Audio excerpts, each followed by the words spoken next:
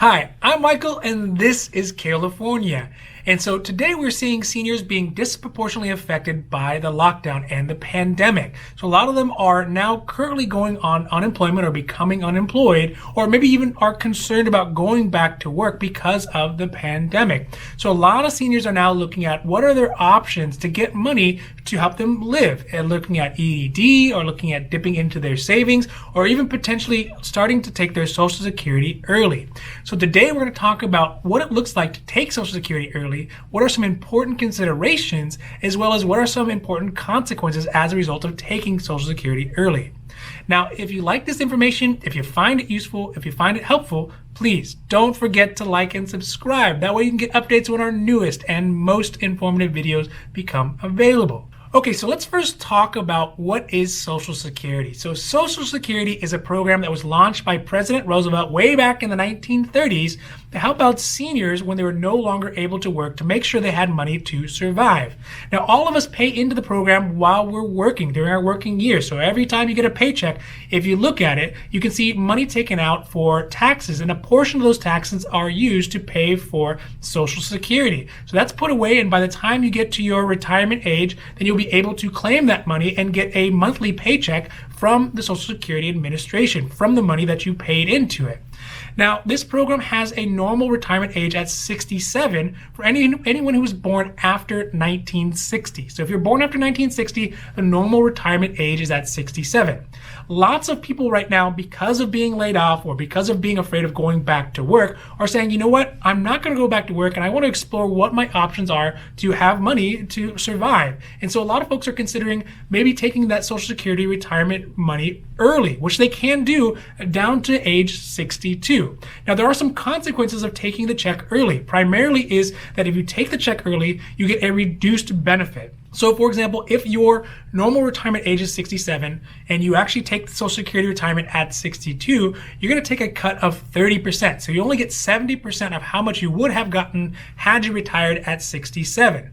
Now, some people might say, hey, why would I do that? That seems like a bad idea. If I take it early and I get a cut, why would I take less money early? And it's not necessarily a bad idea. It just kind of depends on someone's specific situations and where they think their life is going in the next 10 or 20 or even 30 years. So let's talk a little bit about what those situations are and how that works. The Social Security program was designed specifically with the idea is that whether you take it early or whether you take it late, you're supposed to get about the same amount of money. And that's the way it was designed, but it's not always the way it works.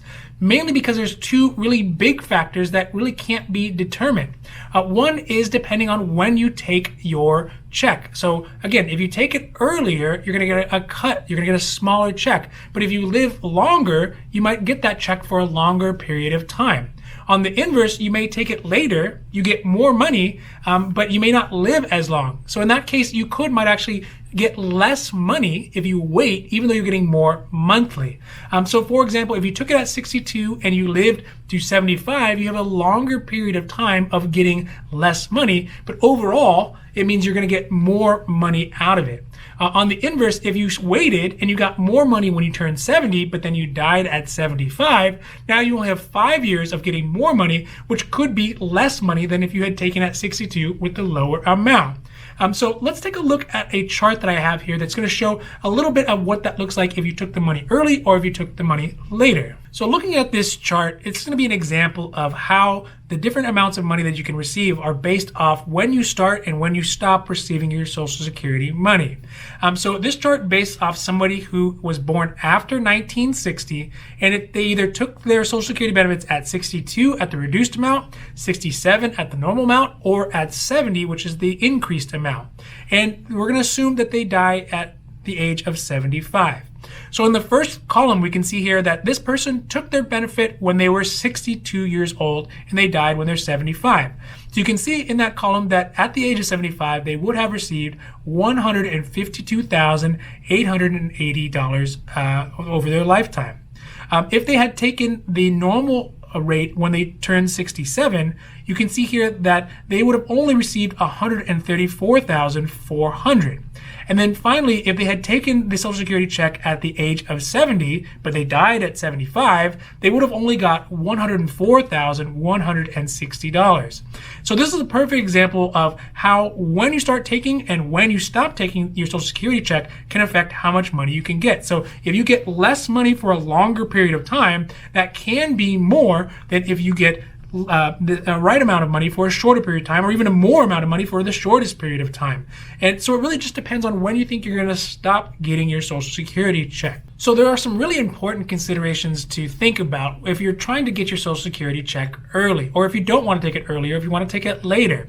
The first one's going to be is medical costs. So if you're leaving your work, you're no longer employed, you no longer have your health insurance through your work, there are going to be increased costs for your medical costs. And especially if you're older, those costs are the highest for folks who are older. So as you get older, the costs go up until you get into Medicare, where the cost is actually set, but you won't be eligible for Medicare yet. So there's a lot of options that you can look at for that, whether it's through a private health insurance, or if you're trying to get a little bit of help paying for your plan through Health Exchange or Covered California here in California, or even Medi-Cal if your income is low enough to qualify. Another thing to think about is whether or not you are eligible for other sources of income. So rather than taking that Social Security early, you may want to look at EDD or some of the new recent PUA programs that would get you an extra $600 on top of your EDD to help you through this lockdown time period during the pandemic.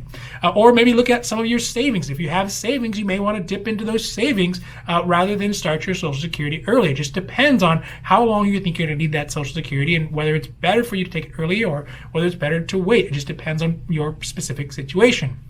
Another alternative would be is that when you get Social Security, you're actually not married to it. So when you start taking Social Security, you have a 12-month period where you can actually stop taking the Social Security payments. And if you repay that money, then it actually will act as though it never happened. It'll just continue to grow as though you had never taken it, as long as you pay the money back that you got for those 12 months to Social Security.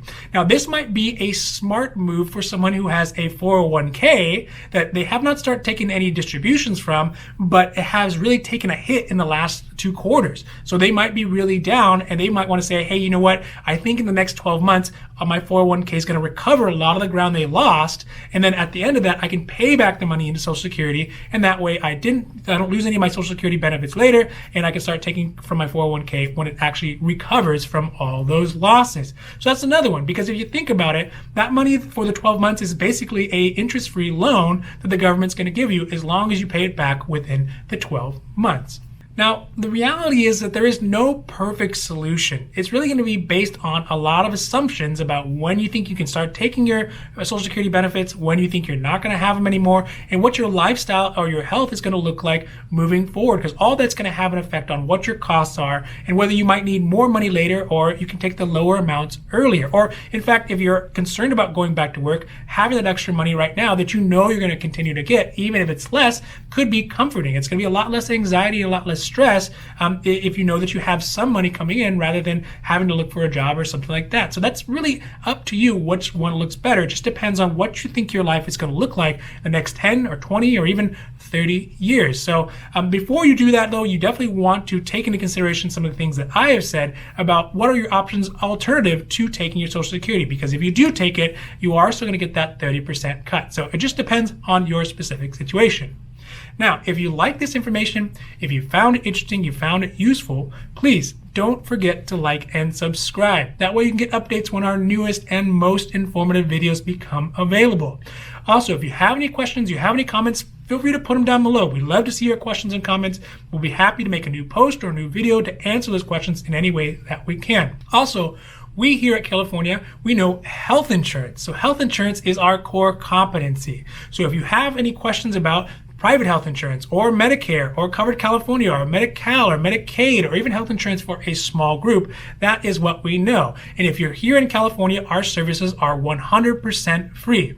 Additionally, I know how confusing or frustrating it can be coming out of work insurance and trying to figure out what are your options on the private side directly through the carriers. That's exactly what we can do. We can help you look at your benefits, we can help you look at the budget, and we can help you look at the plans that meet both of those. So if you do have any questions about your health insurance options, please feel free to reach out to us at the information below, and we'll be happy to go over the different plans and options that are available for you. Now, other than that, I am Michael, and this is California, wishing you a happy, healthy day.